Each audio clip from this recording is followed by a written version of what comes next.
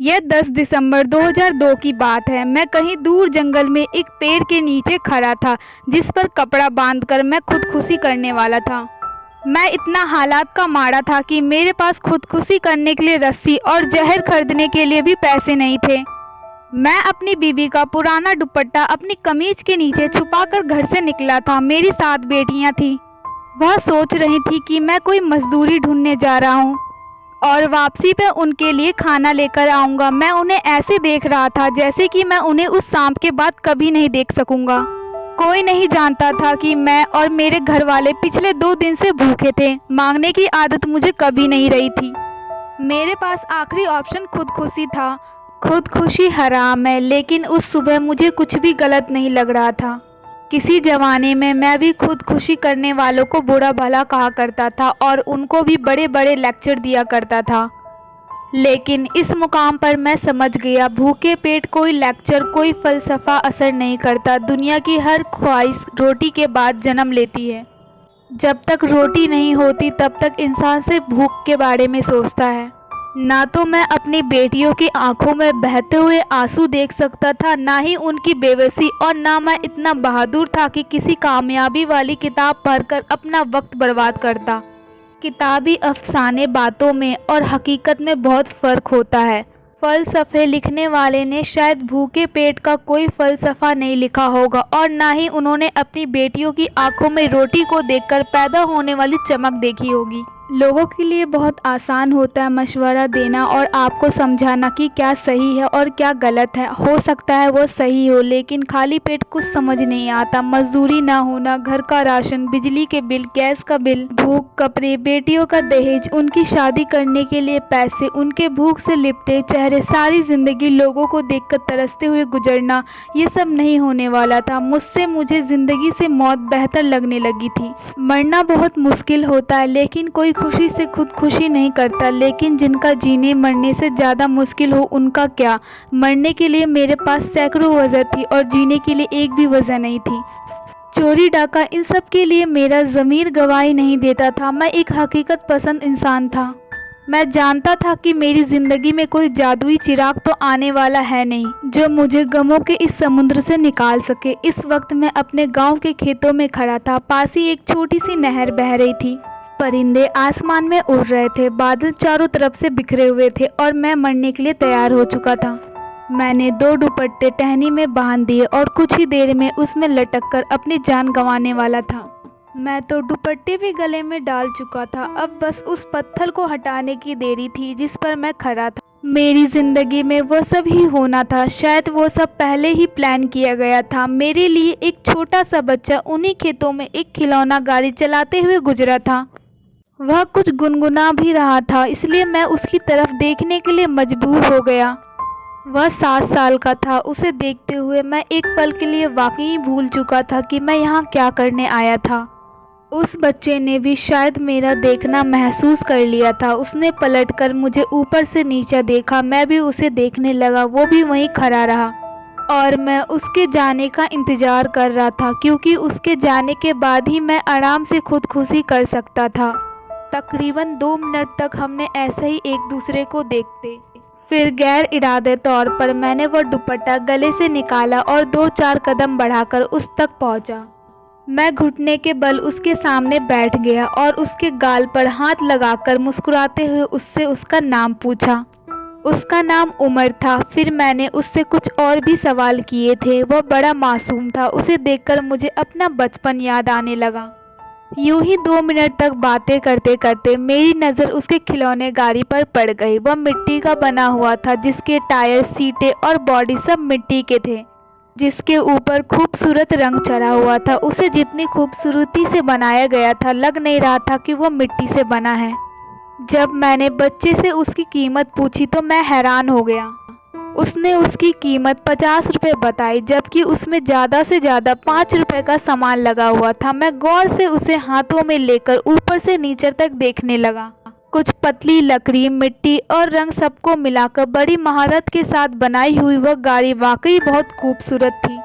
बहुत बार रास्ते होते नहीं, लेकिन बनाने पड़ते हैं।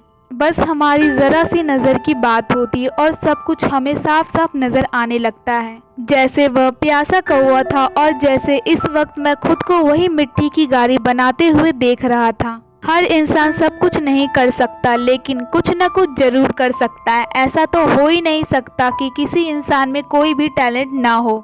और दूसरी बात, जादू नहीं हुआ करते, ऐसा मौजूद नहीं होते जिनसे हम अपने मुश्किल समय से फ़ौरन निकलकर खुशियों की एक वादियों में पहुंच जाएं, जहां शहजादे और परियां हुआ करती हैं। यहाँ लड़ना पड़ता है, मेहनत करनी पड़ती है, बहुत लंबा सफ़र तय करना होता है। परियां और शहजादे वाली ज़िंदगी से निकलकर देखो तो ज़िंदगी बहुत मुश्किल होती है। उस बच्चे के जाने के बाद मैं टहनी से वो दुपट्टा उतार रहा था।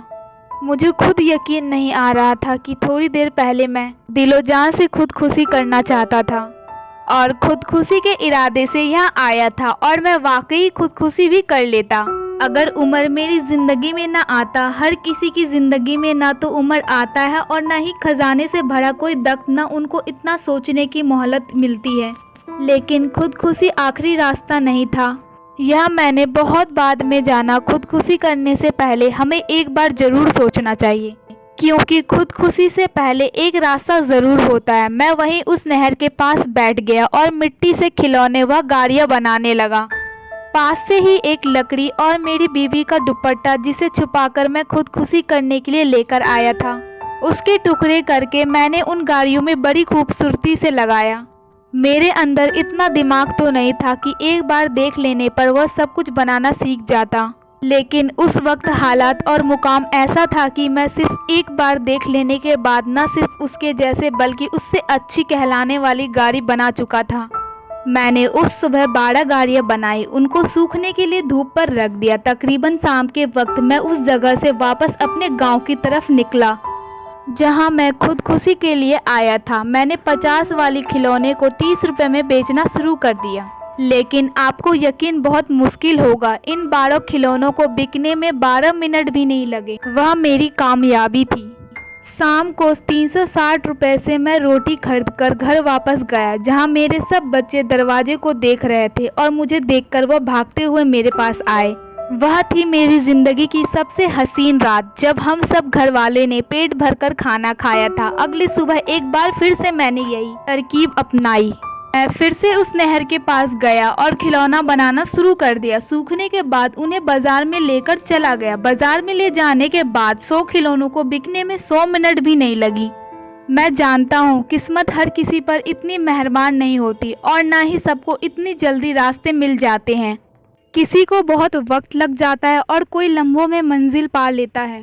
उस शाम रोटी खरीदने के बाद भी मेरे पास 800 रुपये बच गए थे। मैंने खिलौनों की नई नई किस्म की डिज़ाइन बनानी शुरू कर दी, जो किसी के दिमाग में भी ना थी। काम की वजह से मेरे हाथ मजबूत हो चुके थे। लोगों ने मुझसे कॉपी करना शुरू कर दिया था। मेरी ज़िंदगी में खुशियाँ बारिश की तरह बरसने लगी और आज तकरीबन 17 साल बाद मैं अपने शहर का सबसे बड़ा बिजनेसमैन हूँ। मेरा बैंक बैलेंस इतना है कि आप लोग की सोच भी खत्म हो जाएगी। मेरे 2 जाती होटल हैं शहरों में, मेरे 17 कॉलेज और 2 पेट्रोल पंप। मेरी फैक्ट्री में इस वक्त 40,000 मुलाजिम काम कर रहे हैं। कल तक जो लोग मुझे देखकर अपना मुंह दूसरी तरफ फेर लेते थे, आज वो मेरे कदमों में सर झुकाने को तैयार खड़े रहते हैं। कामयाबी यही होती है। आज सोचता हूँ, अगर उस सुबह मैंने उस पेड़ से लटक कर खुदकुशी कर ली होती तो क्या होता। अगर उसी लम्हे उमर न आता तो आज मैं ये डायरी ना लिख रहा होता। मुझे अपनी ज़िंदगी का वो दिन आज भी याद है। मैं इस दिन को कभी नहीं भूल सकता, जब 2 दिन का भूखा मैं खुदकुशी के लिए अपनी बीवी का दुपट्टा लेकर गया था। मैं आज भी तकरीबन हर दूसरे महीने जाता हूँ, वहीं उसी पेड़ के नीचे, उसी नहर के पास, और गांव वाले मुझे देखकर सोचते हैं कि मैं इस पेड़ के नीचे पता नहीं क्या करने आता हूँ। आज मुझे देखकर कोई सोच भी नहीं सकता कि सन 2002 में मैं भूख की वजह से इस पेड़ के नीचे खुदकुशी करने के लिए खड़ा था, और आज इतने बड़े शहर में मेरे बराबर का कोई बिजनेसमैन नहीं है। सब्सक्राइब कीजिए थिंक विद ब्रेन चैनल को और क्लिक कीजिए बेल आइकन पे, जिससे आपको मिल सके मेरी लेटेस्ट वीडियो की नोटिफिकेशन सबसे पहले।